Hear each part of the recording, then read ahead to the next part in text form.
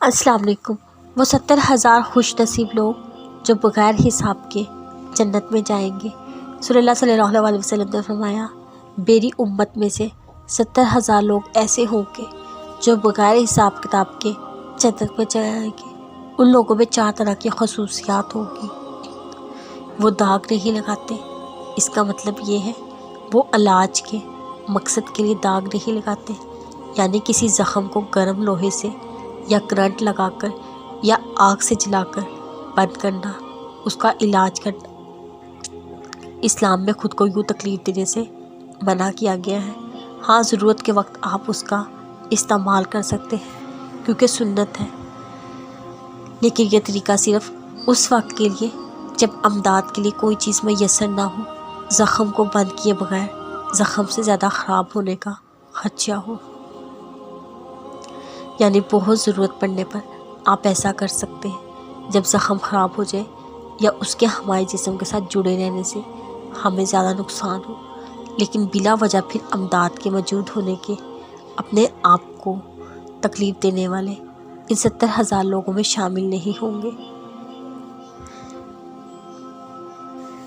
دل کی دھڑکن جب اللہ کا نام لیتی ہے پھر لفظوں کی ضرورت نہیں پڑتی، اللہ کی رحمت ہمارے ارادے سے بھانپ لیتی ہے۔ کتنی ایسی دعائیں ہیں جو تم دل میں چھپائے بیٹھے ہو، شاید تم اللہ کو بتانے سے ڈرتے ہو، اگر وہ پوری نہ ہوئی کیا ہوگا؟ ہاں، ایسا نہیں ہے، تمہیں اس پر یقین نہیں ہے، تم اس کی رضا کا احترام کرتے ہو، دل کے لاکھ چاہنے پر بھی فریاد نہیں کرتے ہو، پر سنو، تم ایسا کیوں کرتے ہو؟ کیا تمہیں اس کی طاقتوں پر یقین نہیں، یا تمہیں اس کی محبت پر مان نہیں؟ اس نے کب کہا وہ تمہارے نصیب کو بدل نہیں سکتا؟ اس نے کب کہا جو تم نے مانگا وہ تمہیں مل نہیں سکتا؟